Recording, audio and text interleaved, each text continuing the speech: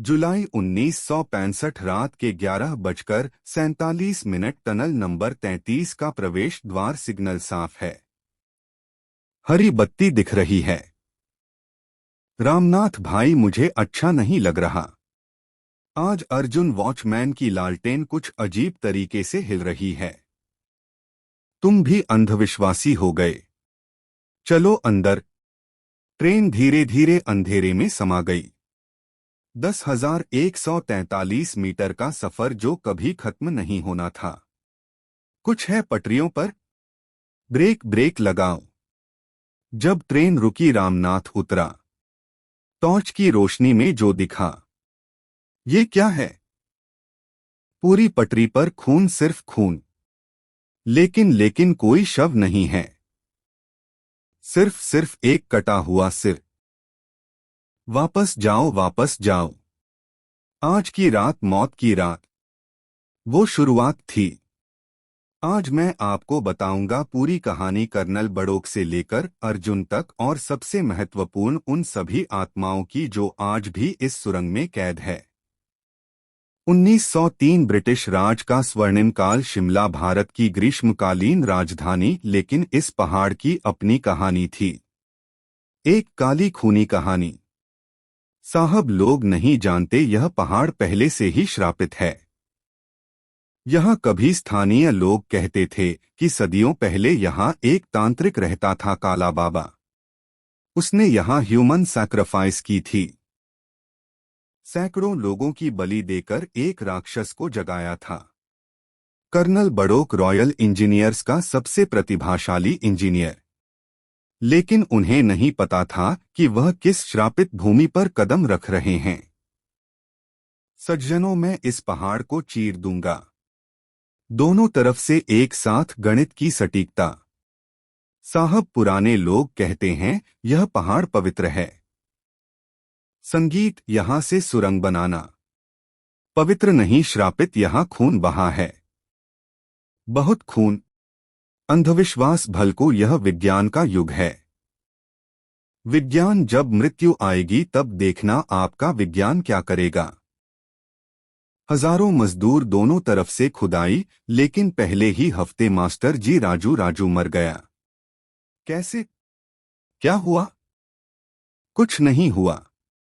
बस अचानक चीखा और गिर गया। उसकी आंखें जैसे किसी ने आत्मा निकाल ली हो। पहले हफ्ते में 3 मौतें, दूसरे में 7, तीसरे में 15। कोई कारण नहीं मिलता था। अजीब है। कोई चोट नहीं, कोई बीमारी नहीं। बस दिल रुक गया, जैसे बहुत डर गए हो। रात में मजदूर कैंप में अजीब आवाजें आने लगी। कल रात मैंने देखा, राजू वापस आया था। क्या कह रहे हो? हाँ। वो खड़ा था सुरों के मुंह पर। उसने कहा, मत आओ अंदर। वो जाग गया है। तुम्हारा दिमाग खराब हो गया है। भागो, सब भागो। वो आ रहा है। उस रात 50 मजदूर भाग गए। जो रह गए वो भीड़े हुए थे। लेकिन कर्नल बड़ोग अपनी जिद पर अड़े थे। बड़ोग, टू मेनी डेथ्स, शायद हमें रुकना चाहिए। कायर मत बनिए, यह सिर्फ दुर्घटनाएं हैं। मैं इस पहाड़ को हराऊंगा। साहब प्लीज, मजदूर कह रहे हैं कि रात में बकवास। जो डरता है वो जाए। मैं अकेला ही पूरा करूंगा। उस रात बड़ोग खुद सुरंग में थे, अकेले। आधी रात बड़ोग अपनी लालटेन लेकर सुरंग के अंदर। देखता हूँ क्या डराता है इन मूर्खों को। अचानक ठंड बढ़ गई, लालटेन की लौ कांपने लगी। स्वागत है कर्नल, कौन है? दिखाओ अपने आप को। मैं हूँ इस पहाड़ का रक्षक, हंसी। 300 साल से इंतजार कर रहा था किसी मूर्ख का जो मेरी नींद तोड़े। एक भयानक आकृति, हंसी, काला चोगा, जली हुई त्वचा और आंखों की जगह सिर्फ आग के गोले। भूत, यह असंभव है। असंभव? तुम्हारा विज्ञान कहाँ है अब? देखो अपने संगीत मजदूरों को। साहब बचाइए, वो हमारी आत्माएं खा रहा है। एक सौदा करते हैं कर्नल। मैं तुम्हारी सुरंग पूरी करवा दूंगा। क्या क्या चाहिए संगीत तुम्हें? हर पूर्णिमा की रात एक बलि जब तक यह सुरंग रहेगी। कभी नहीं। मैं हत्यारा नहीं हूं। तो फिर देखो अपनी बर्बादी। यह सुरंग कभी पूरी नहीं होगी और तुम हमेशा के लिए यहीं रहोगे। हंसी बड़ोग उस रात से बदल गए। वो रात में चीखते, दिन में कैलकुलेशंस में खोए रहते। कर्नल बड़ोग पर जुर्माना लगाया जाता है। 1 रुपया। बड़ोग पागलों की तरह हंसे, फिर रोए, फिर चुप हो गए। एलिजाबेथ, वो सही कहता था। मैं हमेशा के लिए यहीं रहूंगा। माफ करना। चलो चार्ली, आखिरी बार उससे मिलते हैं। आ गए? तैयार हो? हाँ, लेकिन मैं अकेला नहीं आऊंगा। मैं तुम्हारी हर योजना रोकूंगा। बड़ोग ने खुद को गोली मारी, लेकिन मरते वक्त मुस्कुरा रहे थे, क्योंकि उन्होंने खुद को काले बाबा के शिकार बनने से रोक लिया था। 1905 एचएस हैरिंगटन का आगमन। तो यह है वो श्रापित सुरंग। साहब, आप अलगलगते हैं। शायद आप सुन लेंगे। बोलिए बल्कू जी, मैं सुन रहा हूं। यह सुरंग श्रापित है। काला बाबा 300 साल पहले का तांत्रिक, उसकी आत्मा यहाँ कैद है। और अब बड़ोक साहब भी तो क्या करें? पहले शांति महाशिवरात्रि आ रही है। एक महायज्ञ करेंगे सभी आत्माओं की शांति के लिए। महाशिवरात्रि की रात सैकड़ों पंडित, हजारों दिए। ओम नमः शिवाय, ओम मृत्युंजय नमः। कौन रोक रहा है मुझे? मैं अमर हूं नहीं, तुम सिर्फ एक बंदी आत्मा हो। महादेव के नाम पर जाओ यहां से, अब नहीं साथ दो मेरा। हमारी मुक्ति का समय आ गया। जय महादेव, मुक्त करो हमें। सभी मृत आत्माओं ने मिलकर काले बाबा को घेर लिया। नहीं, यह मेरी जगह है। मैं बस 300 साल काफी है। अब जाओ। अगली सुबह कोई मौत नहीं, कोई डर नहीं। भालकू जी, कैलकुलेशंस बिल्कुल सही हो गए। जब बुराई हटती है सब ठीक हो जाता है। धन्यवाद। अब मैं संगीत शांति से जा सकता हूं। लेकिन यह जगह हमेशा खतरनाक रहेगी जी। किसी अच्छे आदमी को रखना यहां जो बुराई को रोक सके। 44 साल बाद आजाद भारत। टनल अब भी चालू, लेकिन अब भी डरावनी।